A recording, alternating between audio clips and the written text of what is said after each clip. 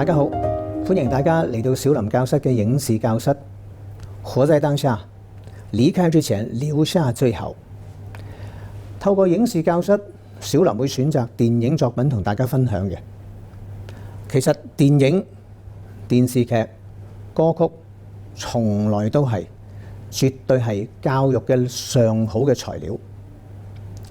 透過電影作品，我哋就可以對法理情或者情理法同埋邏輯，大大可以提高我哋嘅分析能力、觀察能力。如果大家做事合情合理、手法又有邏輯嘅話，你就更加具備條件，將來可以做大事。唔講大家可能會唔知，喺90年代，小林曾經參加過嘅香港電影，大概20多部到啦，有台前嘅演出，有幕後嘅製作，亦都大概有10年嘅期間，活躍喺日本嘅富士電視，參加日本電視劇嘅演出，有個人嘅節目或者做日本電視嘅製作。身為作家嘅我，又曾經同無線電視嘅一啲嘅電視劇做一個故事嘅創作同埋顧問，陪伴我嘅成長呢，我相信呢都有1000部電影、500套電視劇、1萬本漫畫、1000首歌曲。所以呢啲咁嘅影視作品呢，培養成就我個人嘅語言藝術、分析能力、觀察能力，係有好大嘅幫助嘅。我好明白一啲高成本嘅電影嘅製作，特別係電影作品嘅製作，編劇係要面對好大嘅壓力嘅。但係雖然係咁，面對好大嘅壓力，其實如果大家花多一啲嘅心思，其實可以攞得個平衡嘅。拍一套緊張刺激嘅電影之餘，又可以完全平衡到兼顧合情、合理、合法同埋有邏輯嘅。第一部作品，我送俾大家嘅係近期由郭富城飾演嘅主演嘅內幕。喺呢部電影，我差不多可以有12個觀察。第一點同你分享嘅就係2億現金。2億現金大家都記得，其實就係飾演會計嘅任達華，佢就偷咗洗黑錢集團嘅2億現金。佢收藏喺邊度？大家都記得啦。原來呢，佢就得到資深大律師姜大衛嘅幫助，收藏咗喺大律師嘅事務所裏邊。佢擺咗啲現金喺邊度啊？2億噃。原來呢，就係擺咗喺一啲嘅紙盒入邊，嗰啲再造紙嘅紙盒擺喺地下，擺喺差唔多呢啲寫字樓嘅公眾地方嘅。大家認為呢個收藏2億現金嘅方式有冇問題？如果你哋認為冇問題，咁就完全係違反咗常理、違反咗邏輯㗎啦。第二點，資深大律師姜大衛，大家都知道姜大衛同任達華係老友記。任達華有腦退化症，姜大衛就幫佢手。幫佢手乜嘢啊？接管啊嗰2億嘅現金啊，擺喺自己嘅大律師嘅事務所。嗱，身為法律界嘅中人，我可以話俾你聽，我唔相信你可以揾到任何一個香港律師、任何一個香港嘅資深大律師，同阿任達華可以老友到咁樣去攞個2億現金擺喺自己嗰個事務所嘅。第一，呢個隨時都會違反刑事法，可能係欺詐啦，可能係盜竊啦。就算佢不義之財都好，你都可能會偷咗人哋集團嘅錢啦。第二，你偷洗黑錢集團嘅2億現金，隨時都會有殺身之禍嘅。呢個在情、在理、在法、在邏輯，講唔講得通啊？第三點，金三角2000萬美金。大家都記得咧，方中信佢個幕後老闆有位係賈先生，賈先生就怪罪方中信唔見咗洗黑錢集團2億元、2億現金，所以咧就要強迫佢從香港咧就假借做慈善為名，跟埋一個慈善嘅團體去金三角，但係條件就係要佢喺香港帶2000萬美金過去，同啲毒販交易，交錢俾啲毒販。呢個情節呢，其實係唔可能嘅。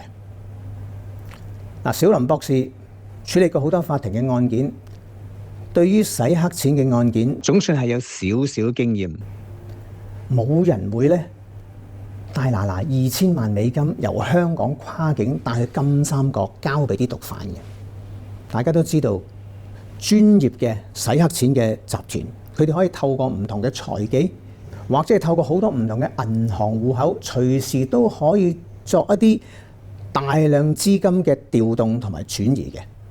咁所以咧，劇情嘅安排咧，要方中信喺香港透過個慈善機構為名，帶2000萬美金去金三角作毒品交易。呢個喺現實生活嚟講係唔可能嘅。點解話一定唔可能呢？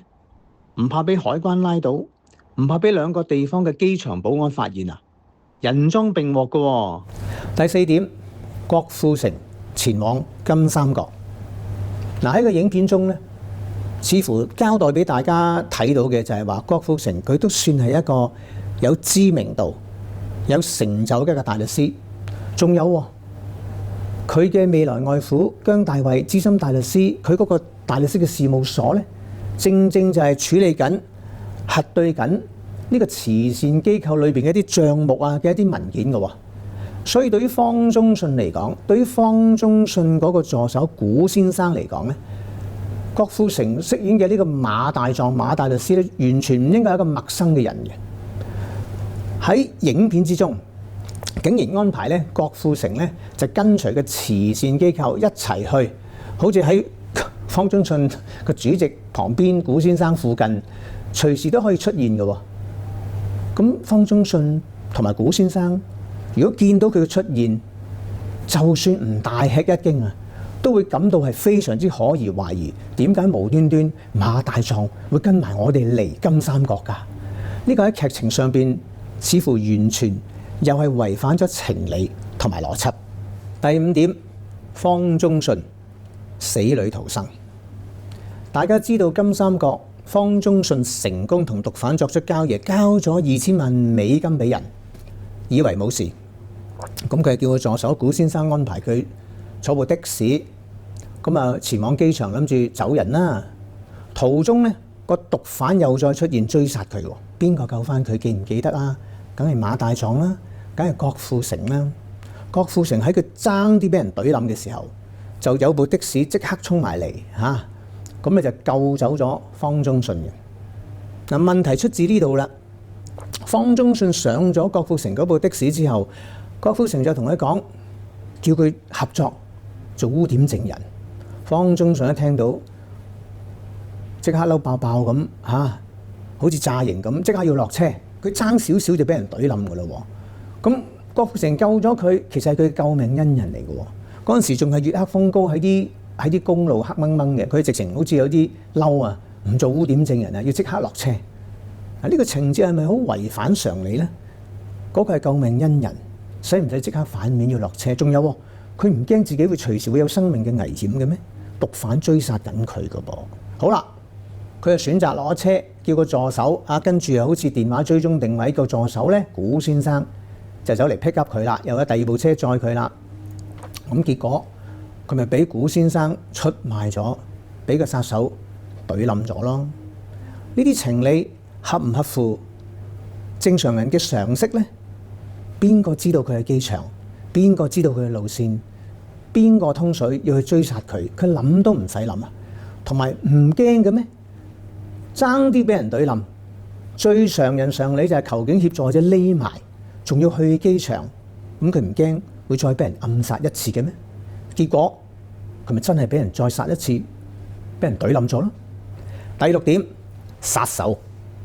講起殺手，我記得我接近90年代有部電影叫做《殺手天使》，就係同李賽鳳、劉家輝一齊主演嘅。喺呢部電影呢，我正正就係飾演一個小角色，一個殺手啦。喺內幕裏邊都有殺手嘅，咁就由我呢位殺手嘅老大哥教一教現代嘅殺手係應該點樣執行任務。大家記唔記得喺《私家偵探》有一幕啊？郭富城同埋吳鎮宇上去調查，認為個私家偵探呢可能有啲寶貴嘅資料或者線索嘅。上到去就見到個殺手喺個私家偵探個房間走出嚟，私家偵探已經俾人懟冧咗啦。有啲咩破綻完全不合情理嘅橋段呢？嗰個殺手有蒙面咩？有戴面罩咩？有戴口罩咩？係完全冇嘅。30-40年前，香港嘅電影殺手去執行任務，可以黑超都唔戴，唔使蒙面，因為嗰陣時其實大家都唔係好知道咩叫 CCTV 監控鏡頭。但係喺今時今日嘅香港，周圍都係。我好肯定，如果嗰間真係私家偵探社呢，佢裏裏外外周圍都有呢啲咁嘅 CCTV 嘅鏡頭，安排呢個殺手完全好似明目張膽咁拎住支滅聲槍咁走出嚟，完全違反邏輯，不合情理嘅。解決呢個問題嘅方法好簡單啫嘛，你咪安排個殺手戴個口罩面罩咯。同阿郭富城隻抽嘅時候，咁咪俾佢扯甩咗，咁咪露出本來面目咯。只要少少咁嘅橋段咁樣安排，咁就仍然可以保持到緊張刺激，又完全合情合理、合乎邏輯嘅表現咯。嗱，講到呢一度，一共6點，下回分解就會由第7點講起。